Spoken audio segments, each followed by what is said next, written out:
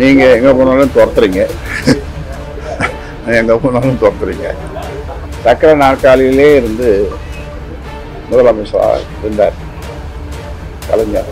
உங்களுக்கு என்ன செய்தி? நல்ல செய்தி வரும், விரைவில் வரும். ஆனால் இங்கிருந்து வருமா தோட்டத்திலிருந்து வருமானது தெரியாது. பாமகவுடைய பங்களிப்பு இல்லாமல் இருக்குது. அது 20 ஆண்டுகளாக இல்லை. அதுக்கு காரணம் நீங்கள்லாம் சரியாக ஓட்டு போடல. நீங்கள் ஒரு ஆலோசனை நீங்களே சொல்லுங்களா எப்படி இருக்கணும்? உங்கள் ஆலோசனை கேட்டுக்கிறேன். சொல்ல மாட்டீங்களா? இல்லை ரகசியமா?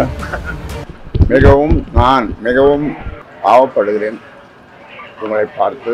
ஏனென்றால் இந்த கடும் வெயிலில் அலைந்து நின்று காத்து கொண்டிருந்து செய்திகளை சேகரிக்கும் உங்களை பார்க்கும் பொழுது பரிதாபமாக இருக்கிறது.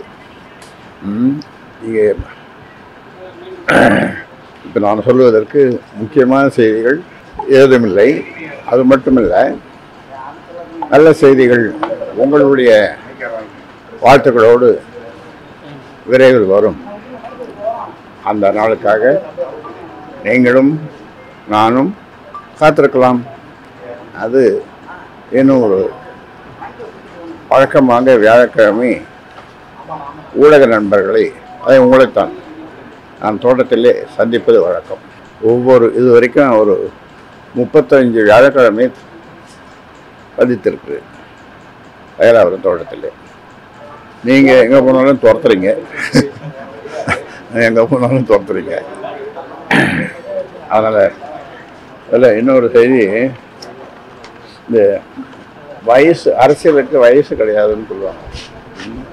அரசியலுக்கு வயசு கிடையாது. கலைஞர் 94 வயசு வரைக்கும், 95 தெரியல, அவர் வயது கிடையாது. சக்கர நாற்காலியிலே இருந்து முதலமைச்சராக இருந்தார் கலைஞர். உலக அளவில் பார்க்கும்போது மகாவீர், அதாவது மலேசியாவுடைய பிரதமராக மகாவீர் 92 வயசு, 92 வயசில் அது the oldest elected head of government அதுதான் மகாவீர். அதனால் 92 வயசு. அப்புறம் 2 வருஷம் இருந்தார் அவர் பிரைம் மினிஸ்டர். 92-94 வரைக்கும் இருந்தார். அதனால் வயசு ஒரு it is only a number. It is only a number. அதனால் உங்களுக்கு என்ன செய்தி? நல்ல செய்தி வரும், விரைவில் வரும். ஆனால் இங்கிருந்து வருமா தோட்டத்திலிருந்து வருமானது தெரியாது.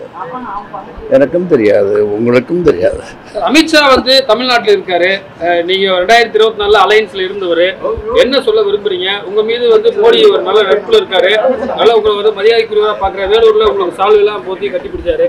அந்த அளவுக்கு ஒரு நட்போட இருக்கீங்க. அமித்ஷாவுக்கு என்ன சொல்றீங்க? தமிழ்நாட்டில் இருக்க அமித்ஷாவுக்கு அவரு, நான் எல்லா தலைவர்களையும் நேசிப்பவர்.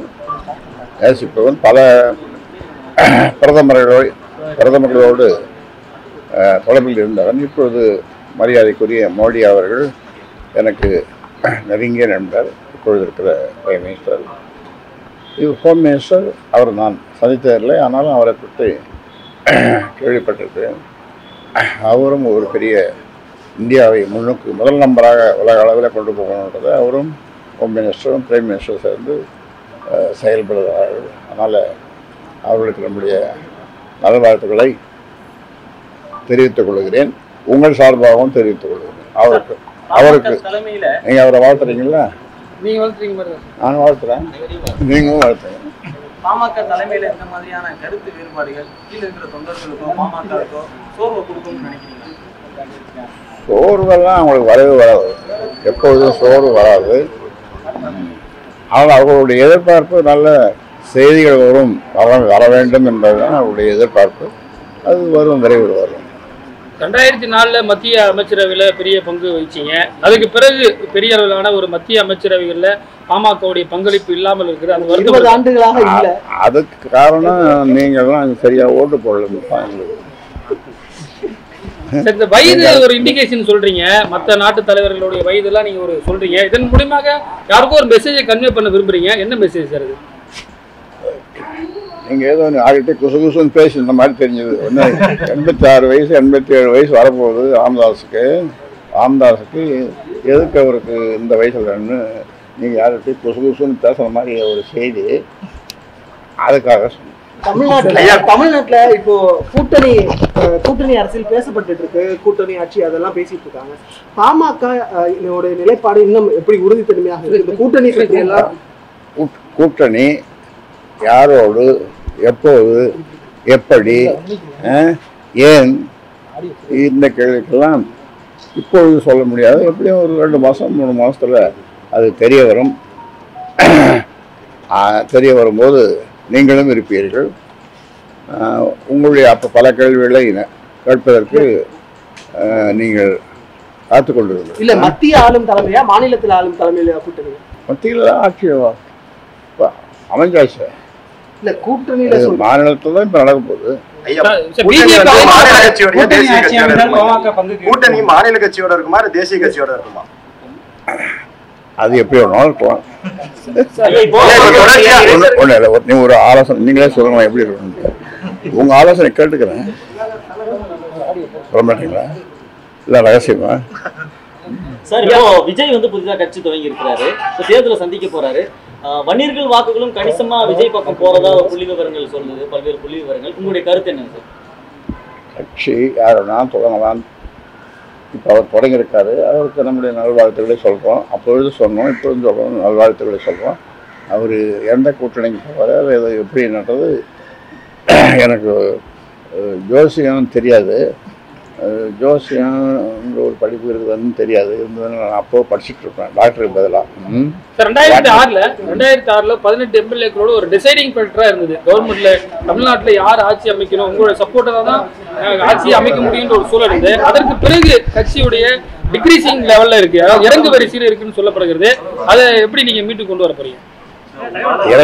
இறங்கி வர்றதை ஏற்றணும், பலமாகணும் அப்படின்றது கட்சி தொண்டர்கள் எல்லாருடைய மூத்தவர்கள் எல்லாருடைய விருப்பம். அது அந்த வேலை இப்போ நடந்துட்டு இருக்கு. பலமாகும். குடும்ப உறுப்பினர்கள் தொடர்ந்து இப்ப சந்திச்சுட்டு இருக்காங்க. குடும்ப உறுப்பினர் பல டாக்டர்கிட்ட போகணும். அப்புறம் இன்னைக்கு வேற ஒரு டாக்டர் சண்டே இல்லை, ஞாயிற்றுக்கிழமை அதெல்லாம் பார்க்க முடியாது. இன்னொருத்தர பார்க்கணும். டாக்டர் செங்குட்டுவேல். உங்களுடைய நீண்ட கால நண்பர் குருமூர்த்தி அவர்களை சென்னை வந்திருக்கீங்க. சென்னையில் எதுவும் சந்திச்சிங்களா? ஏதாவது சொன்னார், ஏதாவது பேசுனீங்களா? சந்திச்சோம்.